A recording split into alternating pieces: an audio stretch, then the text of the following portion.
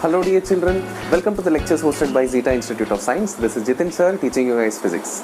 So my dear children, हम लोग deal कर रहे हैं अभी वर्क एनर्जी पावर ये चैप्टर के साथ। ये चैप्टर में हम लोग ने अब तक जो सीखा है उसमें मतलब इनफैक्ट ऑलमोस्ट सारे के सारे कॉन्सेप्ट्स हम लोग ने कवर कर दिए हैं। इनफैक्ट हम लोग ने प्रीवियस लेक्चर में हम लोग ने centre of mass, centre of gravity का बेसिक फॉर्मूला क्या होता है ये भी हम लोग ने जान लिया था।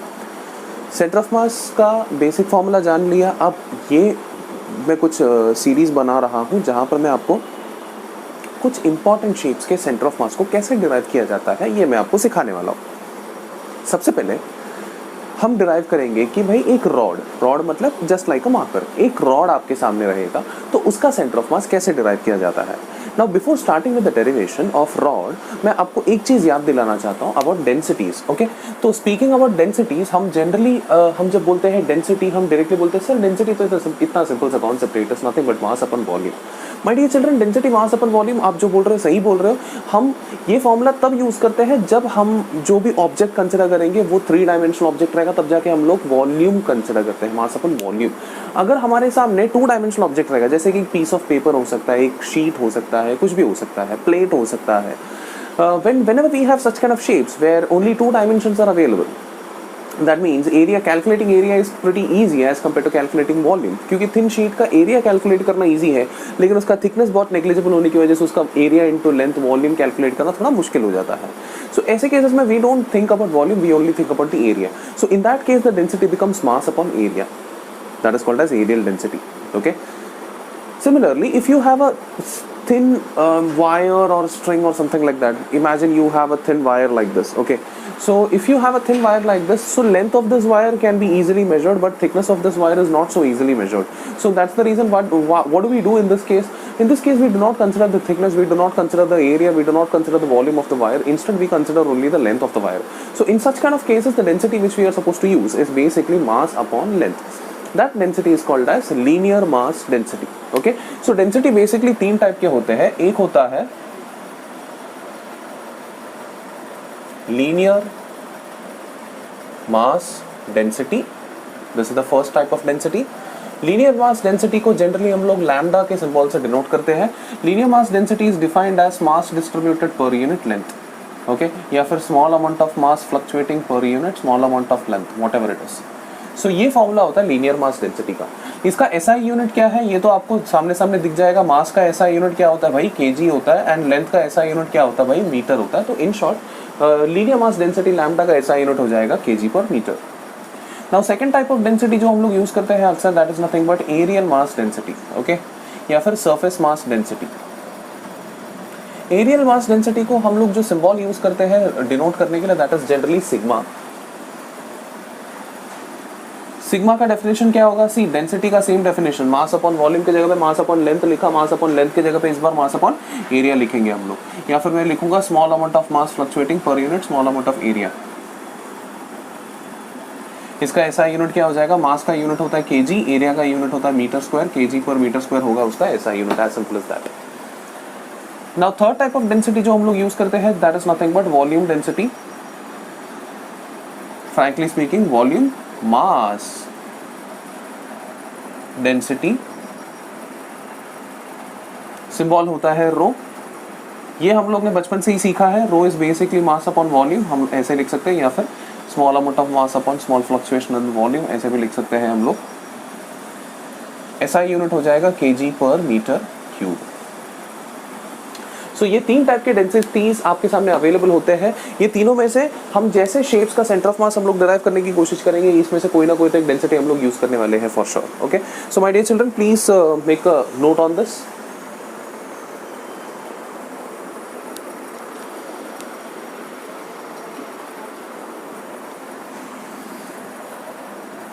आई बिलीव आप लोगों ने नोट डाउन कर लिया होगा। See, whenever I ask you guys to note it down, you please make sure that आप लोग वीडियो को पॉज करके नोट डाउन कर लीजिएगा। नहीं तो फिर आप लोग चाहिए तो इनिशियली स्क्रीनशॉट ले सकते हैं एंड बाद में उसका नोट्स बना सकते हैं। That is totally your wish.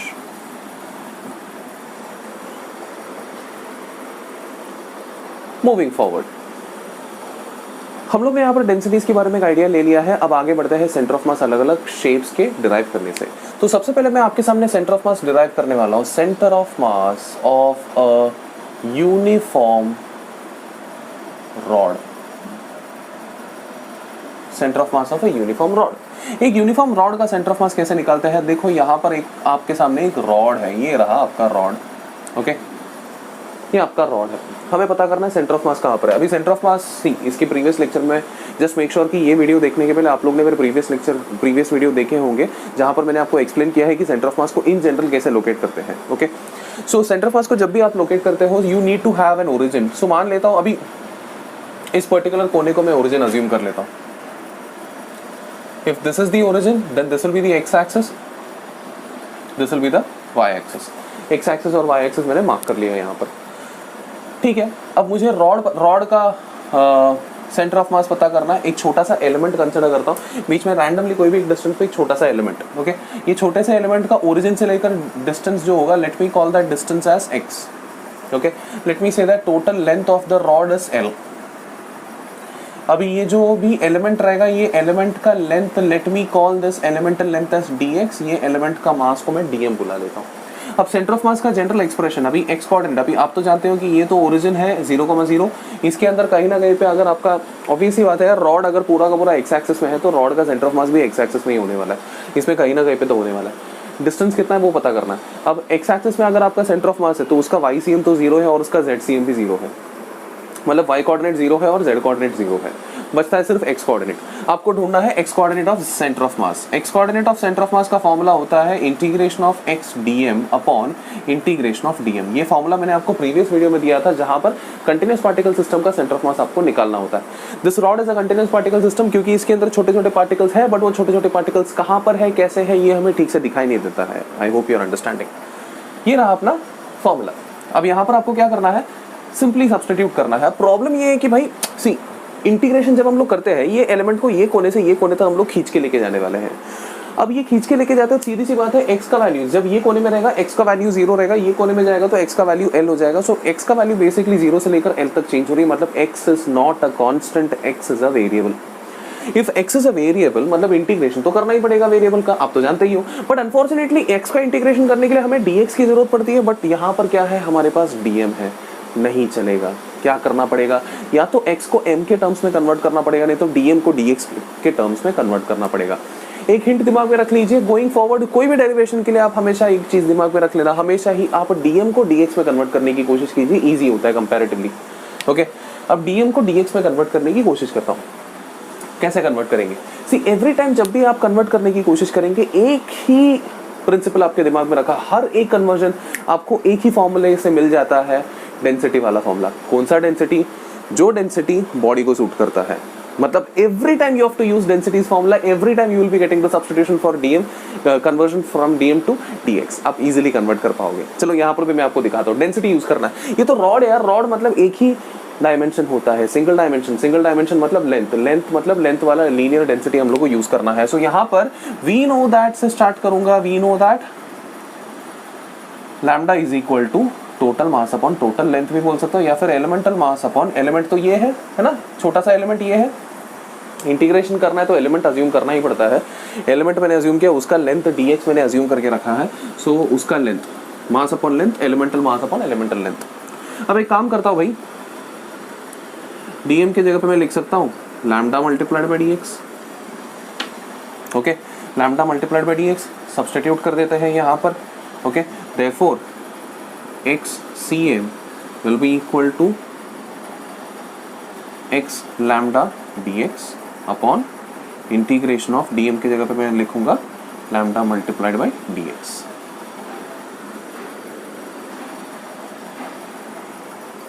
अब अगर सी यहाँ पर सीधी सी बात है, अगर आपके ये फॉर्मूला दिमाग में रख लेना, क्योंकि कभी कभी ना वो लोग डेंसिटी वेरिएबल डेंसिटी दे देते हैं।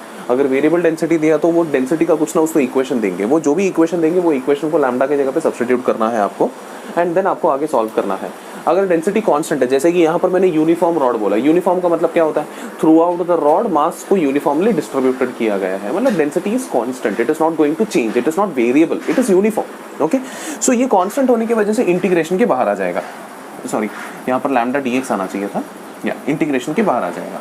सो xcm का फॉर्मूला क्या हो जाएगा, it will be equal to lambda multiplied by integration of x dx upon lambda multiplied by integration of dx। अब यहाँ पर हर जगह इंटीग्रेशन ऑफ x होने वाला है dx के टर्म्स में से।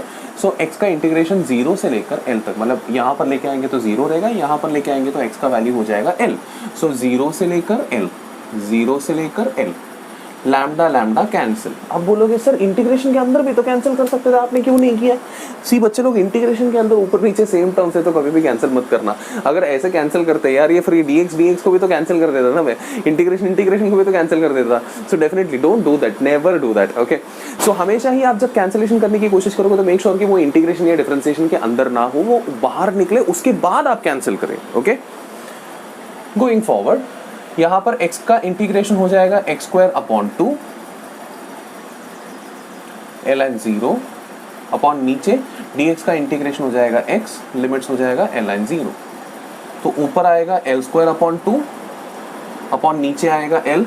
कैंसिलेशन करने के बाद हमें आंसर मिलेगा l/2। तो इन शॉर्ट यहाँ पर क्या प्रूव किया मैंने ये प्रूव किया कि अगर कोई यूनिफॉर्म रॉड है आपके सामने जिसका लेंथ होगा l, उसका सेंटर ऑफ मास ओरिजिन के हिसाब से, ओरिजिन अगर कोने में है तो कोने से l/2 के डिस्टेंस में, मतलब l/2 के डिस्टेंस में यहां पर रहेगा उसका सेंटर ऑफ मास। सो ये पूरे रॉड को हम लोग एक पॉइंट में कन्वर्ट कर सकते हैं एंड वो पॉइंट यहाँ पर होना चाहिए। That is the only condition. यहाँ पर कोई भी एक पॉइंट बनाओ, एक पॉइंट यहाँ पर बनाओ एंड बोल दो कि भाई रॉड एग्जिस्ट ही नहीं करता, रॉड की जगह पे ये पॉइंट ने उसका जगह ले लिया है। It is very much valid. I believe I am very much clear. My dear children, please pause the video and make a note of it.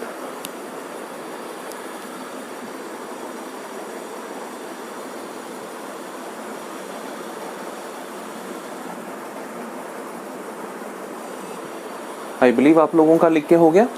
So, चलो ठीक है भाई, हम लोग ने अभी यूनिफॉर्म रॉड के बारे में तो देख ही लिया, अभी थोड़ा सा नॉन यूनिफॉर्म रॉड के बारे में देखते हैं। नॉन यूनिफॉर्म रॉड पर सेंटर ऑफ मास कहाँ पर हो सकती है? Let's give a try. कैसे उसको फाइंड करना है? यहाँ पर ऑलमोस्ट सारे के सारे कॉन्सेप्ट तो सेम ही रहेंगे, थोड़ा सा ही डिफरेंस होगा, मैं बताऊंगा ना क्या है करके। सी, नॉन यूनिफॉर्म रॉड पे टोटली डिपेंड करता है कि भाई उसका डेंसिटी कैसे डिस्ट्रीब्यूटेड है, उसका डेंसिटी का इक्वेशन क्या है, उसके ऊपर डिपेंड करता है कि उसका सेंटर ऑफ मास कहाँ पर रहेगा।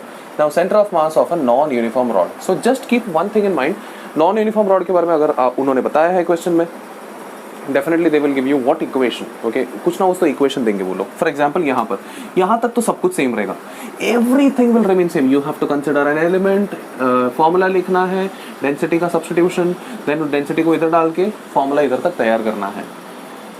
For example if lambda is equal to, कुछ तो भी इक्वेशन देना है ना उनको। लेट मी से they have given you guys an equation x² + 10, just randomly this equation they have given. Okay, x² + 10 या फिर may be 2x + 10, we'll use a simpler equation, 2x + 10। Lambda की जगह पे 2x + 10 है, यहाँ पर सब्स्टिट्यूट कर लो। देन मैं बोलूँगा एक्सीएम का एक्सप्रेशन क्या हो जाएगा भाई? सी, लैम्डा लैम्डा कैंसिल मत करना, सब्स्टिट्यूट करना। ओके, यहाँ पर लिमिट्स क्या रहेगा? 0 से लेकर l तक रहेगा, 0 से लेकर l तक रहेगा। नाउ इंटीग्रेशन ऊपर क्या रहेगा? x multiplied by lambda, lambda मतलब 2x + 10। So x multiplied by 2x + 10 is 2x² + 10x dx। ये होगा ऊपर का इंटीग्रेशन, नीचे क्या रहेगा? इंटीग्रेशन ऑफ 2x + 10 dx, 0 से लेकर l तक, 0 से लेकर l तक। ओके, अब बेसिक नॉर्मल इंटीग्रेशन कर दीजिए, आंसर आ जाएगा आपको। 2x² का इंटीग्रेशन, x² का इंटीग्रेशन होता है x³ upon 3 plus 10x² upon 2, ये कैंसिल होकर यहाँ पर 5 बचेगा, ln 0 अपॉन नीचे क्या है? 2x का integration, x² upon 2 plus 10x, 2 cancel, यहाँ पर भी ln 0 का लिमिट आएगा। बस सब्स्टिट्यूट कर दीजिए लिमिट्स। ऊपर क्या आएगा? l³ upon 3 plus 5l² upon नीचे क्या आएगा? l² plus 10l। एक काम कर सकते हैं, एक l को हम लोग उड़ा ही सकते हैं हर जगह से, यहाँ पर भी l² बचेगा। फाइनली हमारा आंसर चाहिए तो एलसीएम भी निकाल सकते हैं। इसको एलसीएम निकालेंगे तो यहाँ पर क्या बचेगा? l² plus 15l upon 3l plus 30। That's your answer. ये तुम्हारा फाइनल आंसर होगा। Okay, so what I am trying to say that totally depends कि भाई आपको लैम्डा का क्या इक्वेशन मिलेगा, लैम्डा का अगर ये इक्वेशन है उसके हिसाब से ये आंसर रहेगा, लैम्डा का इक्वेशन कुछ अलग रहेगा तो उसका आंसर भी अलग रहेगा. Every time the answer will be different. That totally depends on what kind of equation are you getting for lambda. Okay, so I believe I'm very much clear with this concept. Please pause the video and make a note of it.